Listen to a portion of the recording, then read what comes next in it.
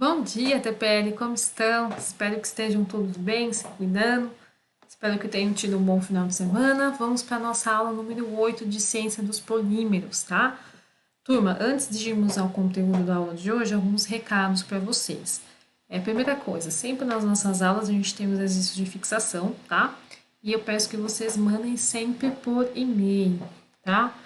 Agora meu e-mail tem uma confirmação de recebimento, então assim que você me enviar, vai receber em alguns minutos, dependendo aí da sua internet, você vai receber a minha confirmação, tá? Sei que muitos dos alunos aqui da manhã trabalham em turnos, estão fazendo horários diferentes aí por conta da pandemia. Então, se for o seu caso, me notifique, tá? Não conseguiu acompanhar a aula por motivo de trabalho, justifique para mim.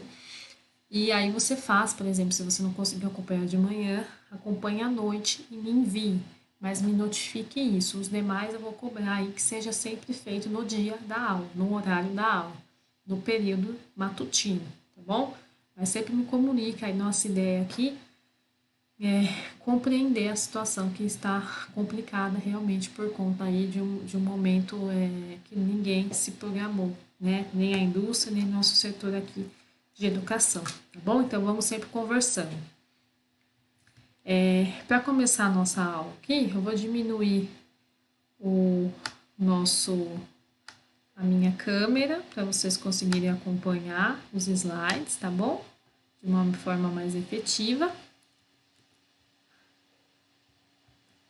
Não esqueçam, turma, de fazer sempre os exercícios de fixação, porque eles vão valer pontos, tá? Na verdade, a turma da manhã aqui, o professor Alex, ele já pontuou para vocês, a AV1, vocês já têm notas, e eu sigo sempre observando aí, acompanhando a interação de vocês. Assistiu o vídeo, começou a assistir a nossa aula, já comenta aqui embaixo nos comentários do YouTube, deixa o seu nome, interage lá no grupo do WhatsApp, ó, professor, estou assistindo, estou acompanhando, tá? Para saber que você está acompanhando. E em caso de dúvidas, pontua lá para mim também. A aula de segunda-feira, sempre combino com vocês aí de trazer, reforçar algum tema. Então, se por acaso vocês não entenderam algum tema da aula anterior, eu sempre venho na segunda-feira, na aula de hoje, e reforço para vocês. Explico de maneira diferente ou explico novamente, tá bom? Então, o tópico dessa nossa aula aqui é falar sobre a evolução dos plásticos, tá? Vou colocar até o laser aqui para vocês irem acompanhando comigo.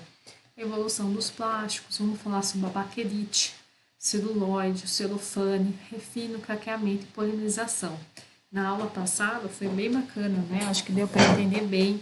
A gente está fazendo umas revisões quando for necessário, a gente detalha bem o conteúdo para que vocês assimilem bem. Então, primeira coisa, né? Já que falamos bastante sobre polimerização, como foi inventado o plástico, né, turma?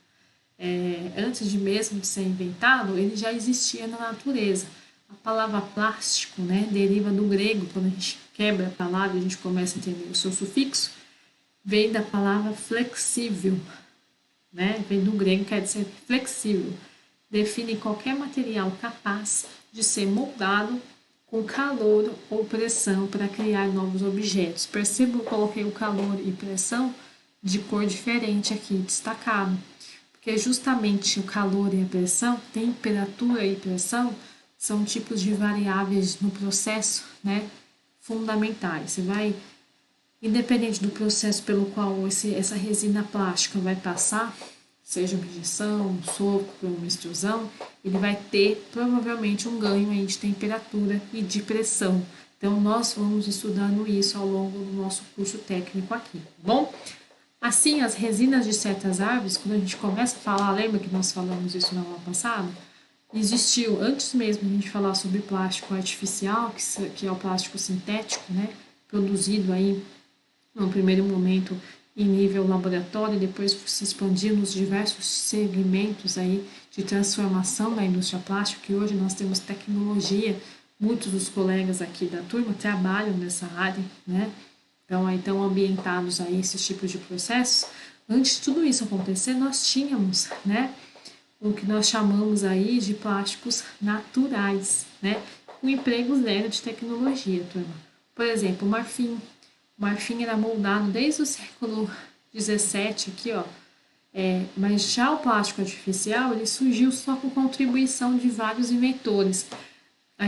Na aula de hoje, eu vou trazer alguns pequenos avanços tecnológicos que proporcionaram aí essa super potente e crescente indústria de plástico. Vamos começar a entender aqui juntos. Ó, eu trouxe esse card aqui, que eu achei bem bacana, porque ele demonstra o que nós chamamos de uma evolução contínua. Até porque quando a gente começa a falar de como surgiu os plásticos, a gente percebe que nós alcançamos o auge da tecnologia ainda. Ela é contínua, ela está avançando ainda, né? Temos muitos materiais, os compósitos, né? Os biomateriais, os plásticos de engenharia serão objeto do nosso estudo também, no finalzinho do nosso bimestre aqui, tá bom? Ó, para começar, a gente tem a vulcanização aqui em 1839, com o famoso Goodyear. Provavelmente você já ouviu esse nome, tá? Veio a partir dessa vulcanização. Depois a gente tem em 1869 a Parquesina, tá? Que foi aí a nossa precursora da matéria plástica, o início aí de uma matéria plástica que na verdade é uma matéria natural, mas não era sintética ainda. Assim como a celulose, que veio a partir de 1870, tá? Que a gente tinha um material mais rígido, né? Que a gente começou a trabalhar um pouco melhor aí a resistência dele. Em 1905 veio o celofane, oriundo da indústria, né, indústria têxtil, que nesse período estava turbinando aí o início da revolução, o início das indústrias, né, de uma maneira mais forte, mais ativa. E nós temos o que foi objeto da pergunta que eu fiz do exercício da aula passada. Você se lembra? Eu perguntei para vocês, pedi para vocês pesquisarem um pouco sobre o baquelite, né, que surgiu aí em 1909, que é considerado o primeiro plástico totalmente sintético, né, e realizado aí em escala comercial pela primeira vez na história, tá, gente? Então, o baquelite, por isso que eu pedi para vocês pesquisarem na aula passada, para que a gente pudesse falar um pouquinho mais sobre ele e para que vocês começassem a ter essa curiosidade sobre os tipos de plásticos. E aí a gente tem, a partir da década de 1930 e 1950, né, o processo de polimerização, né, que foi objeto do nosso estudo aqui nas nossas aulas anteriores, né? E aí, a partir do processo de polimerização, você conseguiu sistematizar todo o sistema, você conseguiu fabricar a nível macro, né? Começou a surgir uma indústria mais pesada de plástico, né? Então, perceba que tudo isso aqui que eu falei para vocês é uma linha do tempo, né? Eu começo lá em 1889 até os dias atuais aqui embaixo, ó. Eu fui, como não dá para enxergar bem, eu fui segmentando tópico por tópico para a gente bater um papo aqui na nossa aula, tá bom? Então, começando pela vulcanização, ó. Perceba que ela aconteceu, né? O responsável pela vulcanização foi um americano chamado Goodyear. Como eu falei para vocês, esse nome é famoso, né? Justamente ele criou o processo de vulcanização da borracha. Pessoal, essa parte da nossa disciplina é muito interessante, a gente começar a falar sobre o processo de vulcanização da borracha, né? Muitas literaturas aí pontuam para a gente que essa descoberta do Goodyear foi acidental, mas na verdade ele já vinha pesquisando há muitos anos, né, como tornar a borracha mais maleável, né, para que ela tivesse características de se moldar, né, a temperatura. O que acontecia? Nessa época aqui, nós tínhamos já o látex.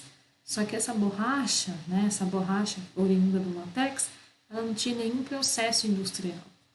Ela basicamente é a borracha natural, que nós chamamos ainda hoje. Então, quando a gente fazia qualquer tipo de conformação nela, esse material ele não se conformava. Eu colocava temperatura nele, naquela época, né?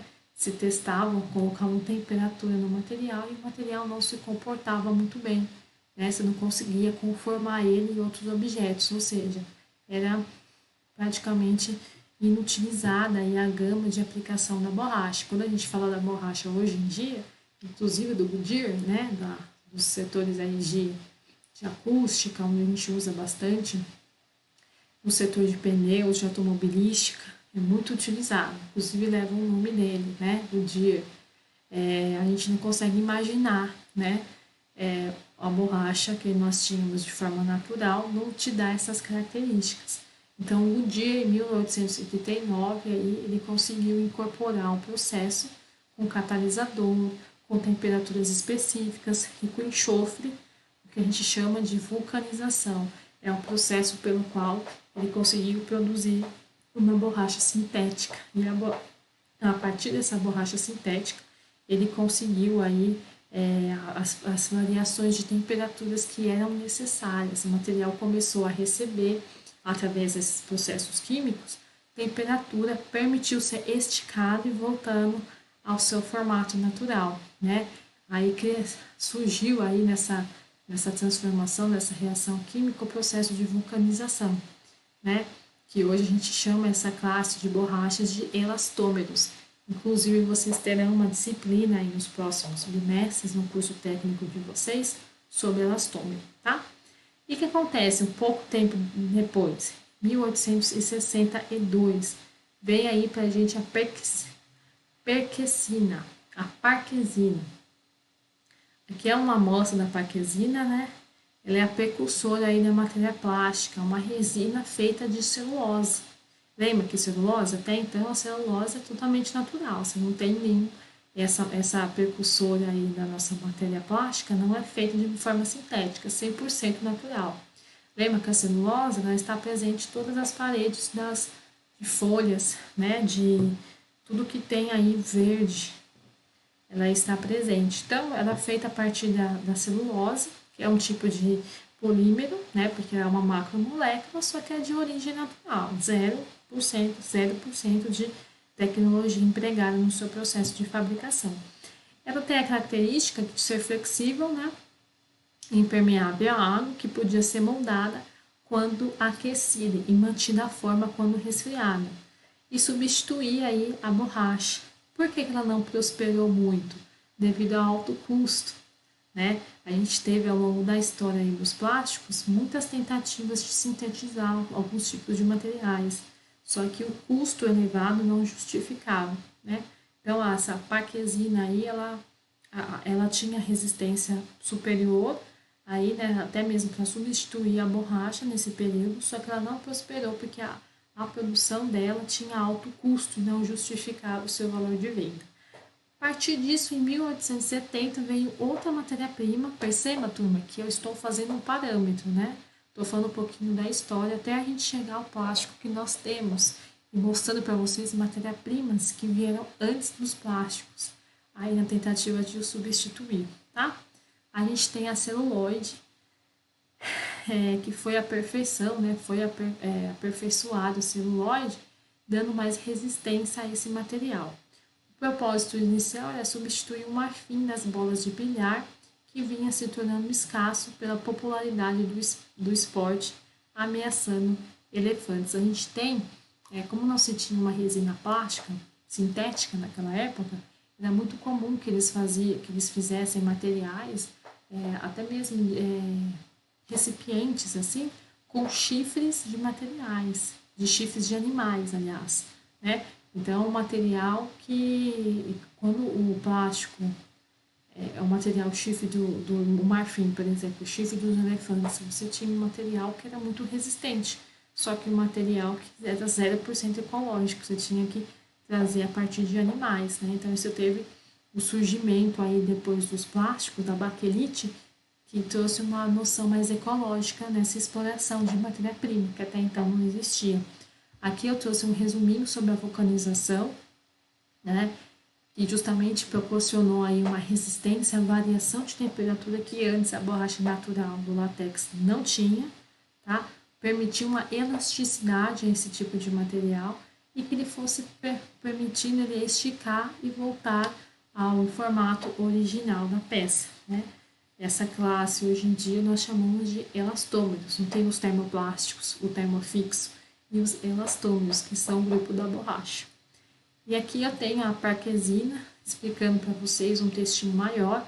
Já comentei lá no nosso na nossa faixa histórica, né, nas nossas datas aí, justamente a precursora aí da matéria-prima que não prosperou por conta do custo de produção. E a celulose, né, que ficou escassa aí, principalmente porque ela vinha a partir, ela tinha uma rigidez bacana, só que ela foi colocada aí com o propósito inicial de substituir o marfim, né, que era presente nas bolas de bilhar. O material estava ficando escasso porque tinha se tornado um esporte de massa e ameaçava muito os elefantes, dos quais eles tiravam o marfim. Ou seja, a celulose nesse ponto aqui, ela te dava uma rigidez maior e ao mesmo tempo era mais ecológica. O que acontece em 1905?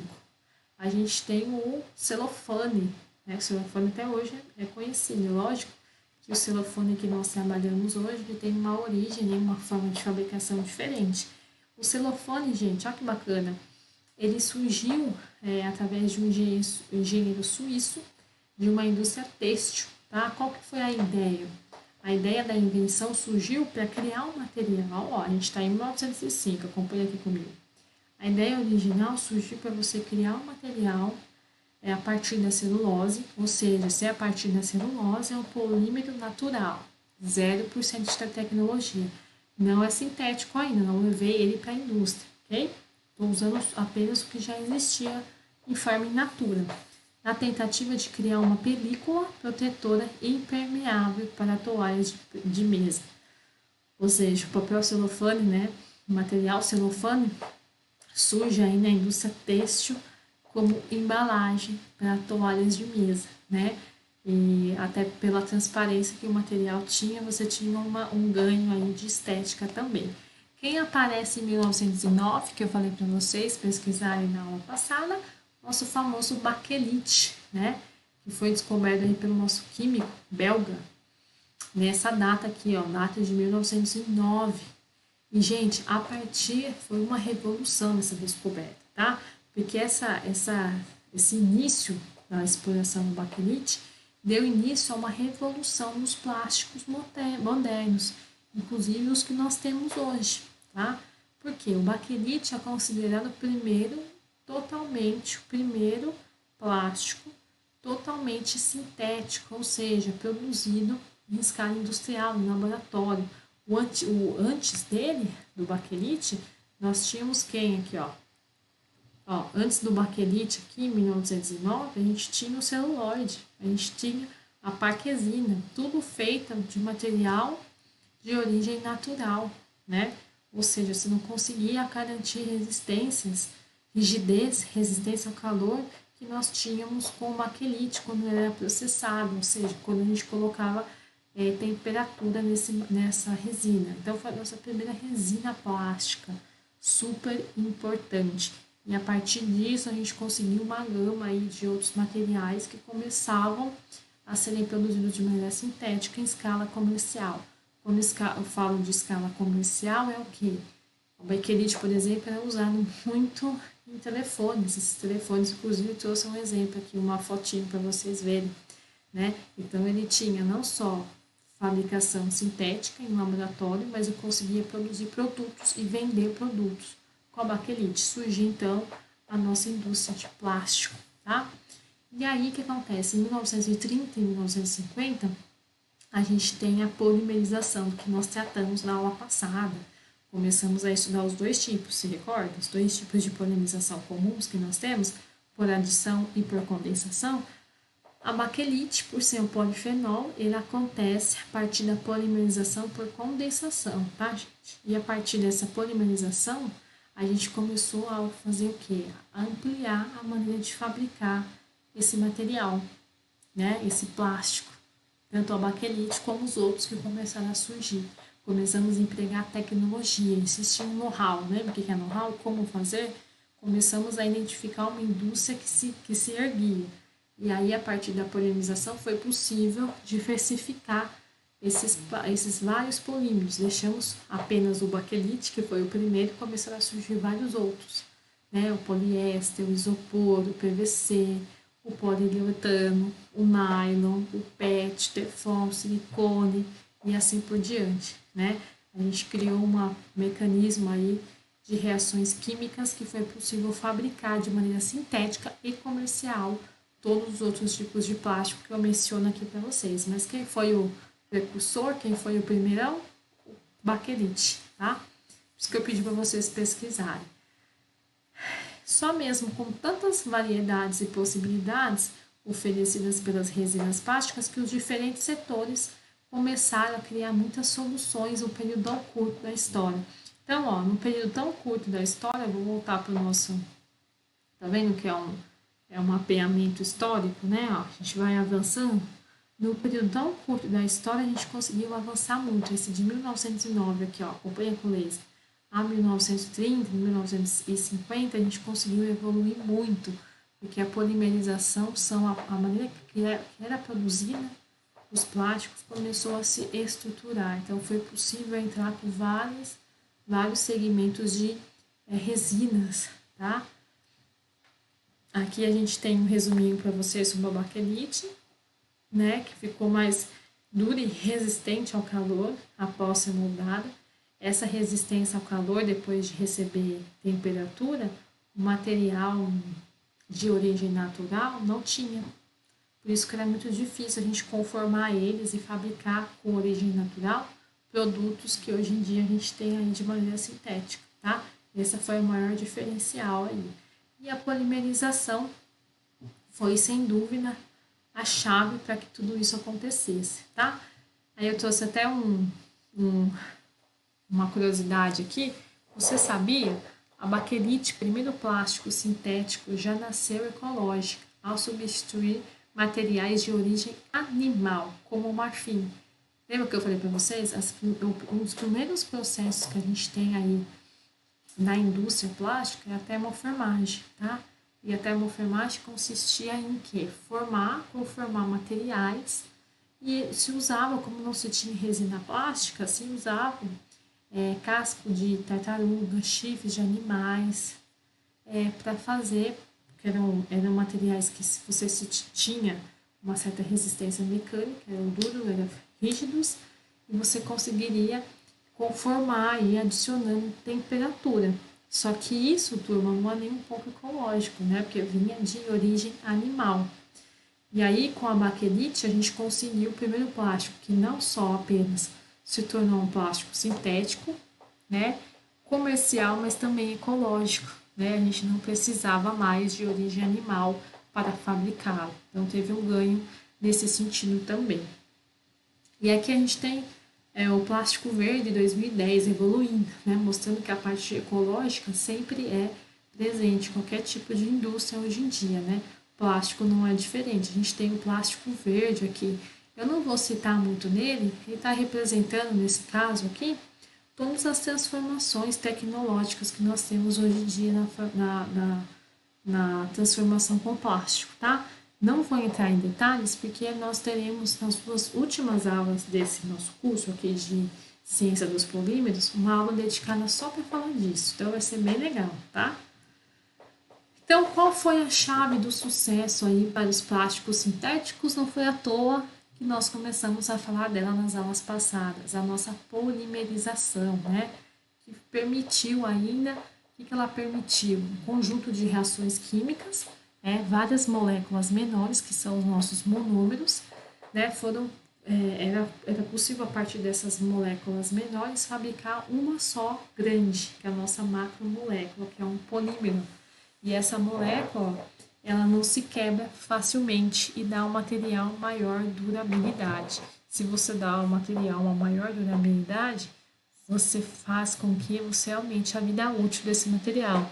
Ou seja, você consiga fabricar produtos com essa resina plástica, né? Então, a baquelite surgiu aí justamente para isso. Não se tinha materiais que tivessem esse tipo de durabilidade. Então, a gente tem aí, desde então, centenas de plásticos, polímeros foram criados por empresas petroquímicas. Lembra que eu citei petroquímicas na nossa aula passada? Gente, a gente tem um setor aí que é muito lucrativo, indústrias petroquímicas. Elas que fornecem as resinas para todos os tipos de processos dos quais fazem parte aí de uma indústria de plástico. Por exemplo, Poliéster é uma resina, PVC é uma resina, nylon, PU, silicone, teflon, são todas resinas. Aqui nesse tópico eu mostrei para vocês a data em que elas foram criadas, que elas começaram a ser comercializadas. Hoje em dia as indústrias têm fácil acesso a essas resinas e por consequência conseguem aí transformar em produtos específicos, tá? Dos mais diversos e variáveis setores. Aqui a nossa aula de número 9 tem também nossos exercícios de fixação. Peço que vocês façam e me enviam sempre por e-mail. Temos uma mensagem automática de recebimento, então você envia para mim se você recebeu o e-mail, sinal que está tudo ok, tá bom?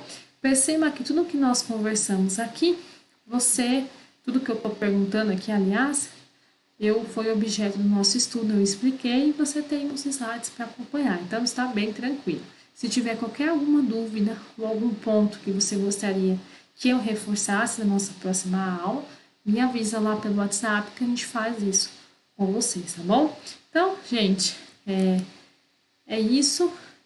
Até a nossa próxima aula. Não se esqueçam de fazer um exercício de fixação. Se tiver algum exercício que estiver atrasado, corra atrás aí, ou notifica lá para o professor e a gente vai se organizando em relação a isso, tá? Então, até a nossa próxima aula.